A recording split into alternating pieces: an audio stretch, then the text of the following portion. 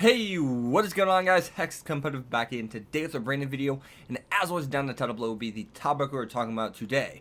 So we're actually going to be talking about Kuromukuro, and yes, I know it's kind of a tongue twister, and this is a show I haven't seen to its completion, so that is a fair warning, but nonetheless, I'm still recommending it just because of what I've seen so far, and early on in the first 7 or so episodes. Now, what is this show about? This show is about a girl who basically just a normal schoolgirl, and her mom is actually someone who's pretty high ranked in the, I guess, government, I think is the best way to put it. They haven't gone too much into actually like her position. I know they talked about it, but like they haven't really dove into it. I'm not sure she works for the government, which works from, for some big scientist agency. But she's someone who studies this relic that her actually, her husband actually found way back when. And it turns out that her daughter, who's doing nothing, basically just going to high school and being an ordinary girl, gets thrust up, in this robot, this relic that fell from the sky, and this man who's been frozen in time, I guess, well, not frozen in time, I guess preserved inside of a cube that, also fell from the sky. They kind of intertwine with one another. And when I actually say intertwine, I mean that these two characters actually are kind of not forced. One's forced, the other one's not, but one gets forced by the other one. Yes, the gist of it is, this girl actually goes and visits her mother because she forgot her cell phone at, I think the school actually is where she left it at, and she brings it to her, but she happens to find this relic that she's actually interested in looking at, and of course, since her mom's high up, she can kind of just wander around the facility as she pleases, since she is the daughter of the head person of the agency. Now, that's when things actually get interesting, because she actually touches a red light that's on the cube, and the cube opens up, and the man that was being preserved in this cube for over 450 years is now alive in, in this present day world 450 years later. So the culture shock of this character is something that I'm going to recommend this show off of. I mean, it's something I really like it, because I feel as if they didn't give him, characterization or give him necessarily character development, but in a strange way, I do think they give him, character development, Usually character development is a mental aspect of a character, like you have a flaw and you overcome said flaw. But no, not quite. The thing that we get to see with this main male character is actually that he's, him adapting to this new world that he's been thrust into 450 years later.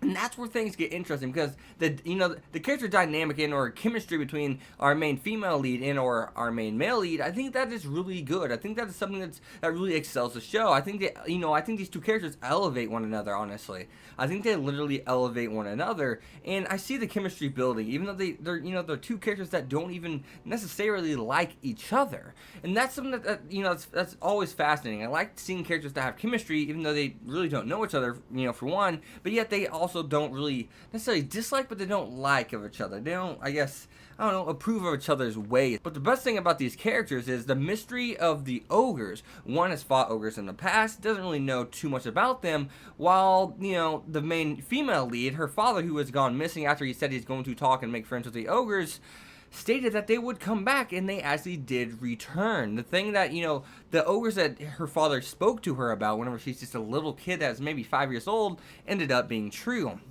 Now, the thing that's fascinating about that, he's the only one in the world that even knows anything about these ogres in the slightest. Does he know a lot? No, we're not saying that, but nonetheless, he does know the history, and he's found information that no one else was able to find, and that's the big question, right? That is the big question. Why? How was he able to find this information?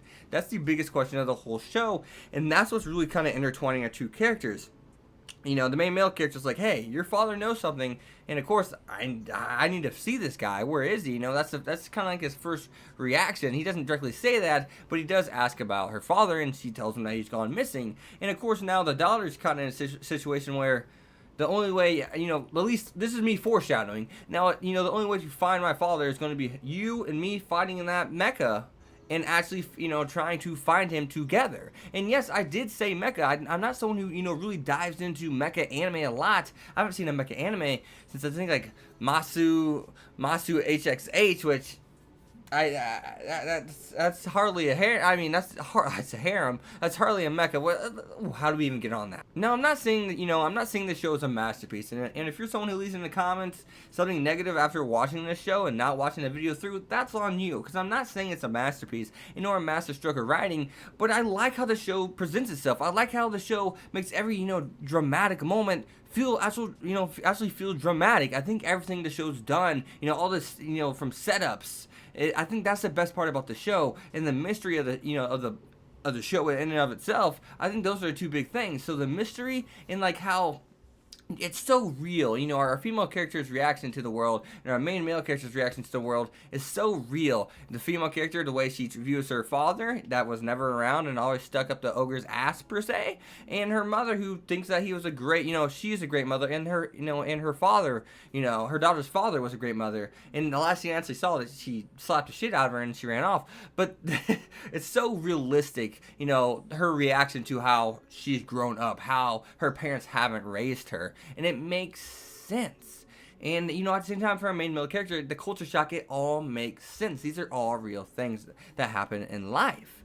So I guess that's how I don't want to say I relate to the characters, but I feel for them, right? I understand where they're coming from. I understand why they're acting the way they are in this present situation. They've been thrust into a new world, and one's been thrust into going from just an ordinary high school student to someone who's now protecting the world. All this stuff makes sense in the show, and I think the drama-filled moments actually in the show, even though the show does not consider itself a drama, I think they really work. I think the main male character, taking off and kind of, basically being like a animal trapped in a zoo, and then our main female character just kind of like just breaking down because she can't handle all this stuff that's been she's just an ordinary girl. She can't handle all this stuff that's been thrust upon her, especially since she's the only other person who can actually even control this relic. But with that being said, I was hoping to make the video a little bit shorter. I know not everyone will make it to the end, but nonetheless, I'm not saying it's a masterpiece, but I am saying it has really good art, and I should have said that a lot sooner.